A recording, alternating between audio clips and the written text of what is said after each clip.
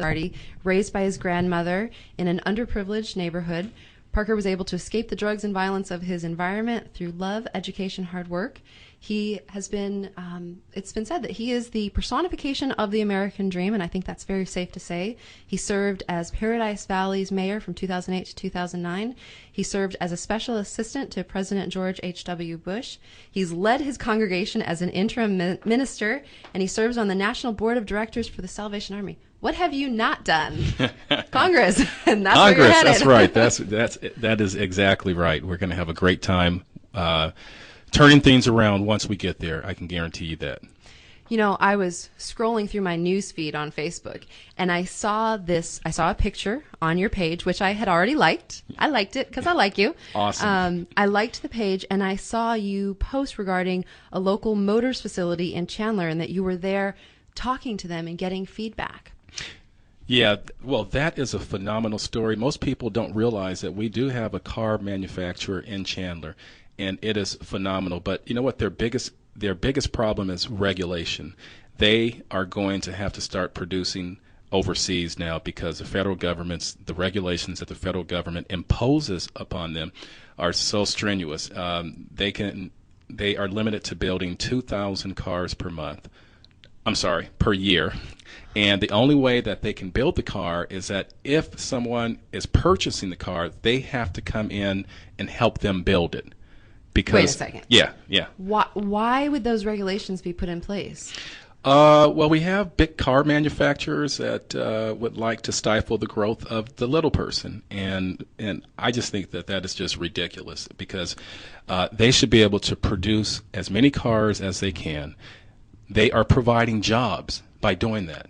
And these cars are phenomenal. They're off-road, they're on-road, and they are hiring local people. Wow. And they're a local company? Yeah, in Chandler. So they're hiring local people. Mm-hmm. They're putting money back into our economy. But we have a federal government that says that you can only produce 2,000 cars per year. And it's just not the number of cars that you can produce, but it's the regulations that the federal government imposes on them. That the owner of the company, his name is Jay. He goes, he said, well, we may have to start producing overseas. And to me, that's ridiculous because we are seeing jobs, and that brings us to a very important point. We are losing more and more jobs to foreign countries. Why? Because we have the highest corporate income tax in the world.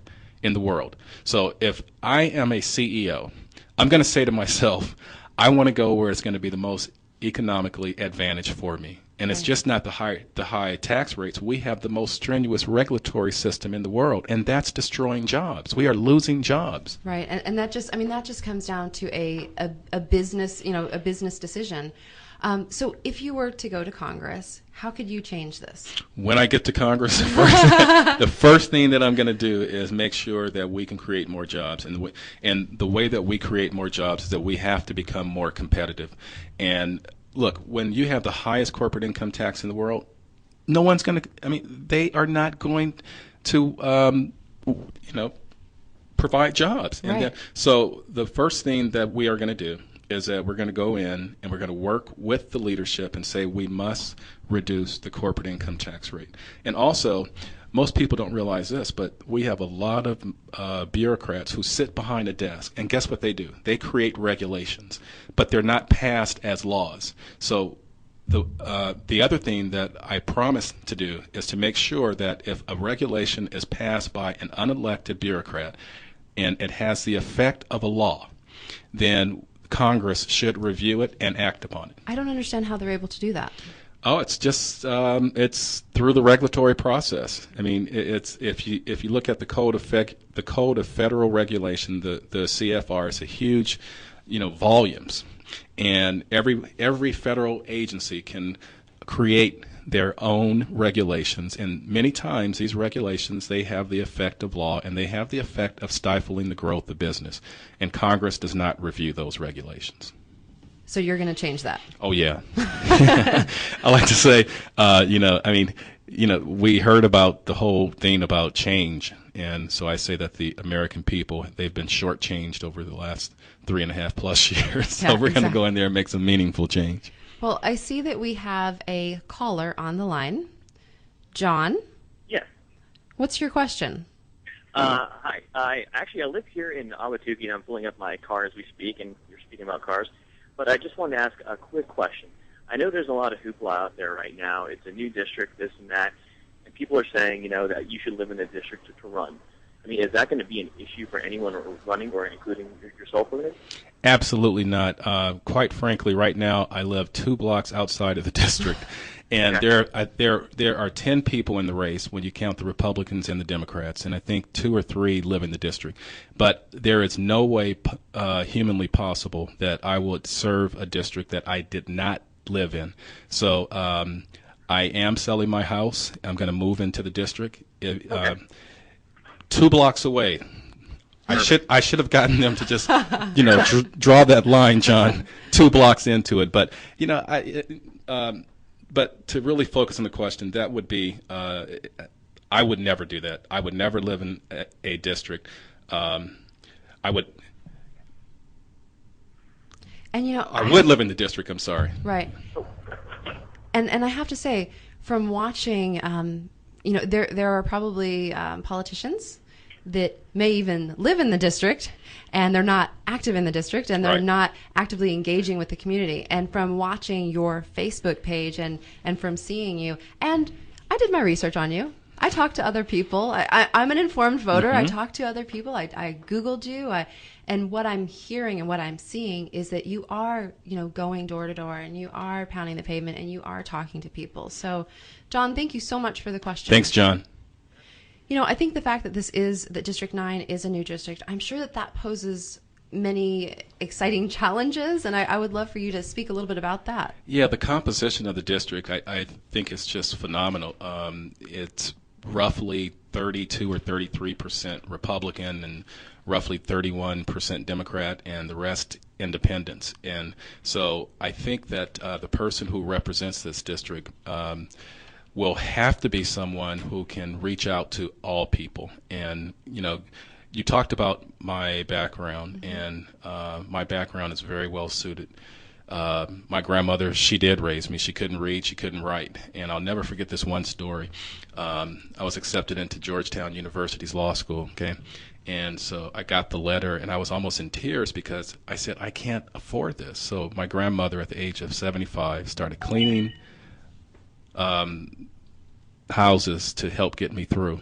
And I'll never forget going to the airport and seeing about 30 people standing in the jetway in tears, and so I remember turning around and saying, gosh, all these people are putting all their hopes and dreams in me, because I was the first person to graduate from college, and then I was going to become a lawyer. And I look at that today, and I think this district reflects working class people who want to see something better, and better for their families, and better for their children. And that's what really drives me, because I have an 18-year-old son now, and he's off to college next week, and this is not the same country that I grew up in. It's interesting.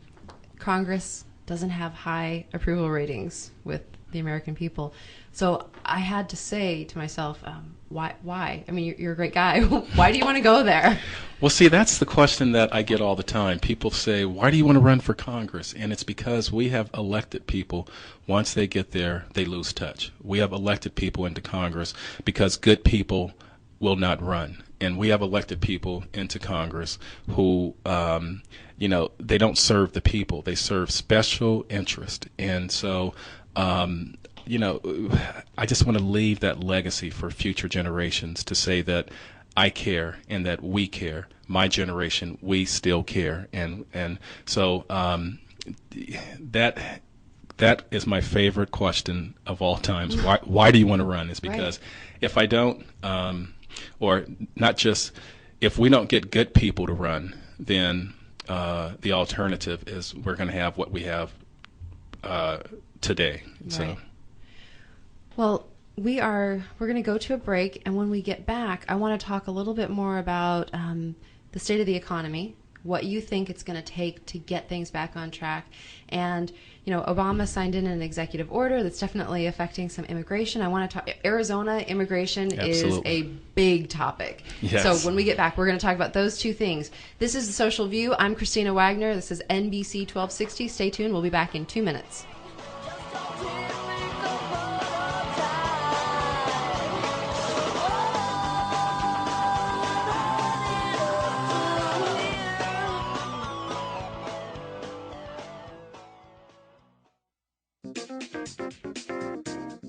A National Business Incubation Association study found that a startling 87% of business incubator graduates are still in the business 5 years later. Want to have that same expectation of success for your startup or early stage business?